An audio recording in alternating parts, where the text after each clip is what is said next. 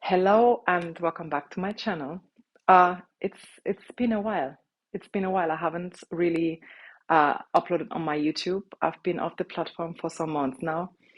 Um, a lot of personal stuff has happened. A lot of changes have happened. Um, Unfortunately, my family went through a very big loss. Um, on the other hand, we also have good news. We adopted our nephew and our niece. They are now living with us. They came to Germany back in July. That brought a lot of changes, a lot of beautiful differences, a lot of new situations. But I'm going to go into that probably in another video. Today, I'm I'm I want to talk about the tea. Okay, I was like, what a beautiful way to re-alive my channel by talking about the latest Balenciaga tea. Shall we? A little bit off my usual content, but hey, why not? Controversy is controversy, right? So I don't know if maybe if you haven't heard. Okay, let me give you a quick rundown. The multi-billion-dollar company Balenciaga released an ad for their spring 23 collection, and the ad featured, of course, pictures, appetizing photos, and two of them featured children, two girls, holding like their plush bags. Okay, like the plush bag apparently is a bag that Balenciaga sells. Um, so far so good, right? But then brace yourselves. The bags are teddy bears in BDSM outfit, fetish stuff, right? Kink stuff. Nothing that children should be exposed to, right? So that's not all. That's not all. But let's start from somewhere. So Balenciaga released their pictures, and you know the internet, right? The internet was on fire shortly after. So one thing led to another. Different. I've made my research. Okay, I came with all the tea. So shortly after, Twitter users were on fire. It went viral on the internet, and people called the company out for sexualization of children, probably even pedophilia. So that led people to now start digging them more. And then in the same campaign, they found there's a picture of like a Balenciaga bag, a handbag, that is like in an office environment on a table where you see some papers scattered, okay? And one of the papers shows um, a court ruling, US versus William Jones or something like that. It's funny how I didn't get that part of the research though. But however, um, it explained something like it had something to do with child pornography, freedom of speech. It was very spicy, okay? It didn't have to be there. It was not supposed to be there in the first place. But that was not enough. On top of that, one of the pictures featuring a woman in a model in an office environment had a book at the background. And I'll give you the title, okay? The author of the book is Michael Boremans. I don't know if that's pronounced correctly. And the title is Fire from the Sun. And I shit you not, brace yourselves. The book features castrated toddlers, naked toddlers with blood soaked skin. Yeah, yeah, all sorts of uncomfortable situations. Okay, so basically, there were three scandals at the very same time. So, of course, how every big company is, they start trying to save their own asses. So, Balenciaga rushed to Instagram to issue an apology. And the apology basically blamed the art company North Six for for the whole situation. Okay, Balenciaga was basically like, it's their fault. We are out. Okay, and then people were like, wait a damn minute. You are telling us that a multi-billion-dollar company did not check their pictures before it being released. Of course, people felt like Balenciaga is messing with everybody's intelligence at this point. Yeah, so people were like, that's not possible. Then Balenciaga reacted. They recalled the campaign issued another apology. Um, and it gets even more spicy. Okay. The creative director, Demnas Gavasalia, he goes by his first name only. So, Demnas, let's call it what it is. He became the creative director in Balenciaga in 2015. Okay. He is known for scandals, okay, or for controversy, for controversial content or content that's like different from the norm. I mean, so far so good, right? I think every designer has this kind of like something that makes him different or that has to make him stand out. I mean, the industry is hard, so you have to stand out if you want to make it. However, he is said to be one of the politically correct and social and whatever kind of designer in the industry that is like that focuses on different types of injustice or social situations or social topics that need to be called out, okay? Which led him to kind of like inspire the runway show. I mean, that runway show that went viral, everybody saw it on TikTok where the models were like marching through the mud and they were like, they literally looked like they are running away from something. Now, this very same designer is a former refugee from the country of Georgia in Europe and fled with his mother in 1993. So he used that kind of runway situation to kind of like attend or draw attention to the Ukraine war. Well, okay. I guess art is very stretchable, okay? And you might understand or you might not understand. I personally don't understand, but what do I know? I'm not into fashion, so I have no idea. What I found even more interesting is that in 2018, Balenciaga collabed with the World Food Program to draw attention to world hunger and inspire and work towards ending world hunger by 2030. So as part of their pledge, to be working towards ending world hunger, they donated $250,000 to the World Food Program and then made a pledge that from every item that is sold with the WFP print on it, money goes to charity, as in, to the program that helps feeding people and donating money for charity. Okay, so far so good. So I was like, that doesn't sound too bad. So I dug a little deeper, and the details I found out is almost ridiculous, but I'm still going to say it. So, if you buy a windbreaker from that collection that is branded with the WFP logo, 10% of the income or 10% of the costs are going to be donated to charity. Now, mind you, a hoodie from Balenciaga can very well cost $750, $790, $800, right? So if you're looking at a windbreaker, I don't know, maybe it's in that range. Let's just round about, call it $1,000, okay? I don't know how factually true that is because I didn't look that part up, but let's just say a windbreaker was $1,000. 10% of $1,000 is $100, okay? And it says one windbreaker helps give 100 families kitchen sets. One baseball cap is going to provide 200 packs of high energy biscuits. When I read that, I was confused, to say the least, because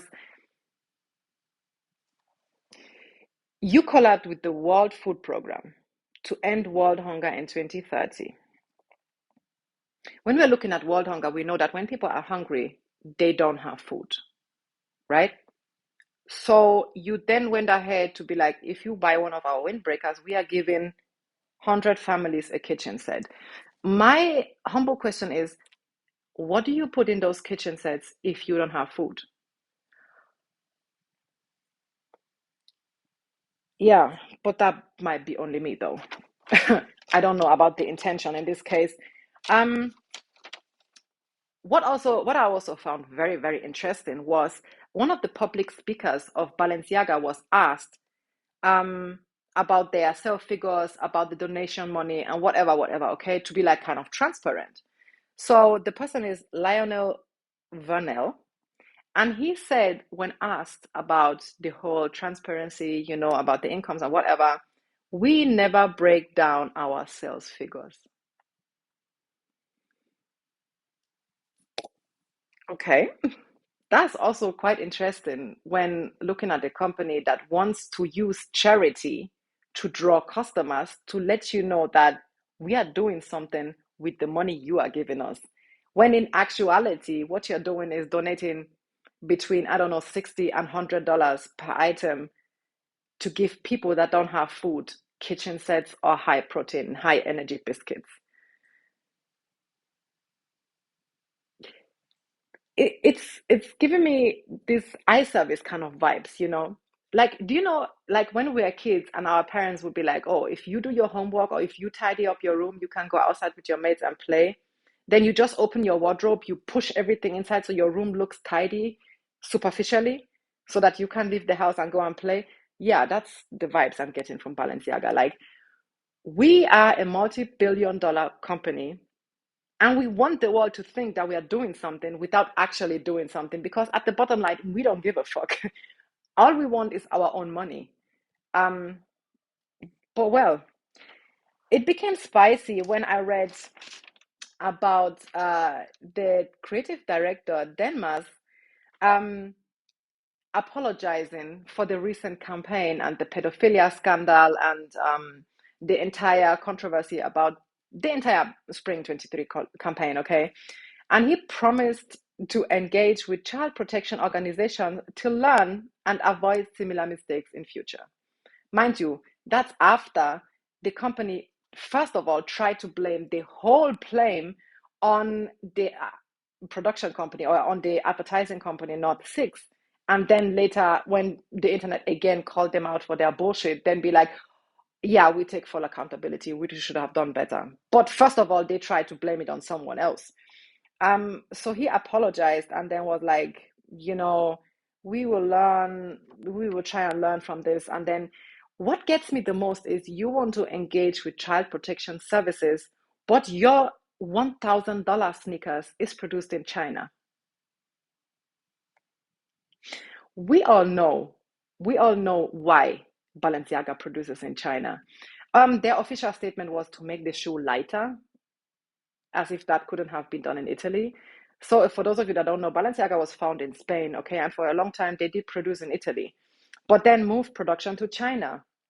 And I know people are always going to defend it because people are always going to defend capitalism, but there is no legal or there is no other reason than increasing the profit because we all know that the working conditions, the quality of work, and the human rights violations in many Chinese companies that are being abused by those big ass Western companies like Apple, like Samsung, like LG, like Balenciaga, Adidas, Nike. We all know they all produce in China. And that's not a coincidence. They produce in China because minimum wages are literally nowhere to be seen. Human rights organizations are literally nowhere to be seen. There is no control about the working times, the working conditions. Are these people kept healthy? Do they keep their breaks? For example, in Germany, we have strict rules and regulations of your weekly hours, your break time, and all these things. Many of those things are not being observed, are not being controlled, and are not checked in countries like China. So of course, these big companies, they don't go to China to make their shoes lighter. They go to China because it makes exploitation possible, and exploitation gives them higher profits, and higher profits gives them money, and that's all they care for. So when you on one hand want to engage with the World Food Program to end world hunger by 2030, and then you want to engage in child protection services or child protection organizations to learn and not make such mistakes in the future again, but then you produce in a country that literally allows child labor and allows the exploitation of children. Like, the math is not mathing. It doesn't make no sense. And I have very well understand that we are not surprised at this point anymore because capitalism is what it is, and these companies do what they do because the demand is there and people buy it because we focus so much on names rather than focusing on how are these products being produced. Are these resources going to be sourced ethically?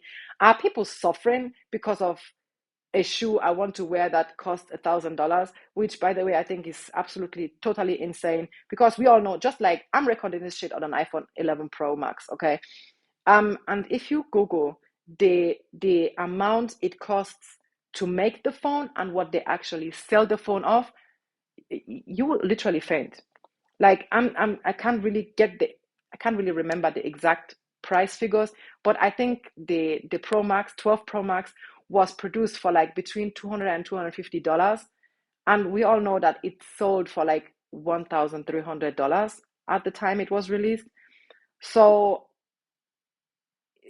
it's all part of the deal. I mean, companies can't be rich without exploitation. We really need to understand that when scandals like this happen, this Balenciaga scandal, every other scandal that has ever been in the fashion industry that will still be in the fashion industry, it has everything to do with capitalism, has everything to do with racism, has everything to do with exploitation, with oppression, with human rights violations. It has everything to do with I want everything and I'm ready and willing to accept you having nothing so that I can have whatever I want.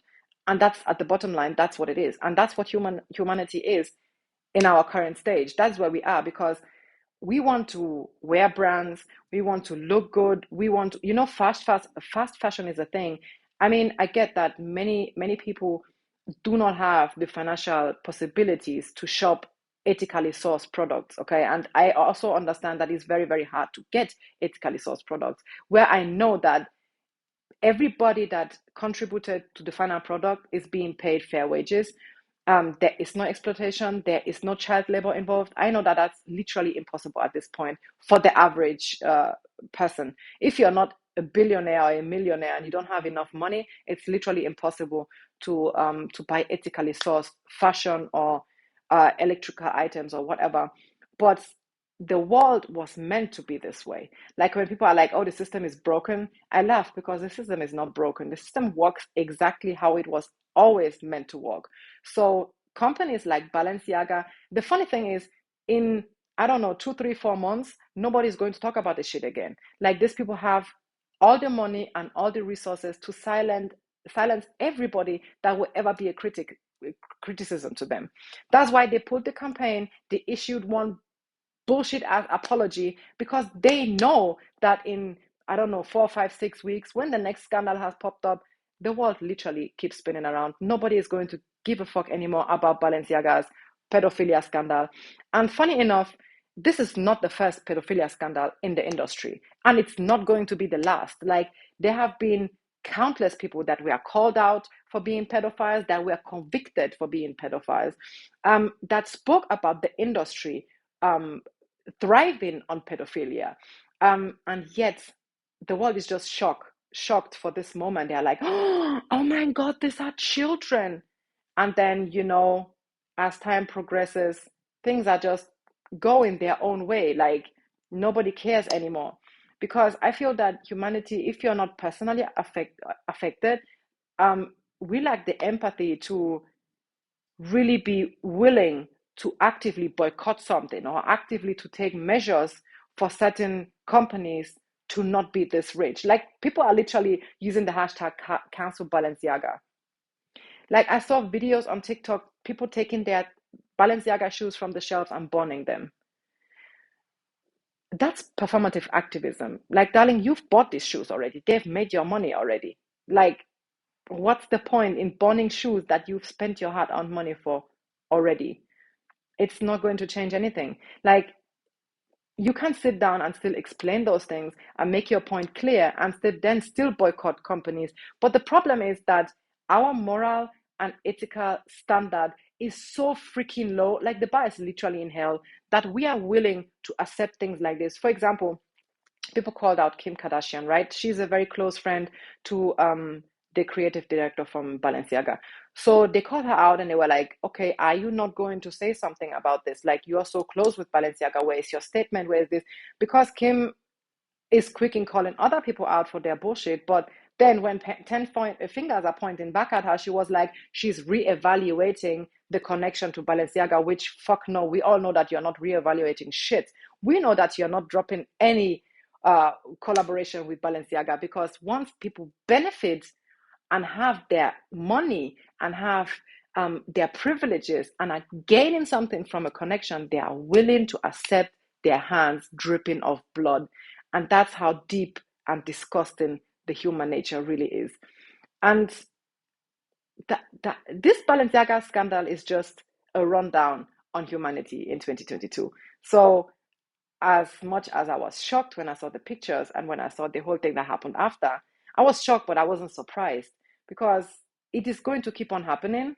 They are going to keep on being a thousand of other scandals, and these companies will still be rich. Like they will still keep on getting richer. Like this scandal isn't going to cost them anything, if at all, because they claim to have filed a $25 million lawsuit against the issue with the plush bear, and then also because of the court case documents on the table. If they're going to win the lawsuit, which, mind you, they have the resources for the best lawyers, so there is a likelihood that they are going to win these lawsuits. They are even going to make extra money from cancel Balenciaga bullshit, and they're going to go scot-free. So at the end of the day, I don't even know, the moral of the story is buy secondhand shit. not, not just because you're broke or whatever, but I mean, fashion is what you make it, you know. Fashion is what you make it, and how you feel comfortable is what matters, not the name on it. Because at the end of the day, both Shein, both Balenciaga, both Nike, they are all produced in China, you know. And it's not because a t-shirt is $500, it's necessarily um, 1,000 times better than one that was just $50. So I wish that we can pull away from this visually or superficial look on the way we see things and the way we see people, and more look at what's inside of someone, not what they wear. But I also know that's daydreaming. But until then, let me just be daydreaming, because why not? So that's just my 2 cents to the whole scandal. And if you've made it to this place, I'm grateful for you watching. Thank you for watching the video. Thank you for sticking by. And I hope you come back, because I'm back now and I am going to keep on spilling the tea. So make sure you come back for more.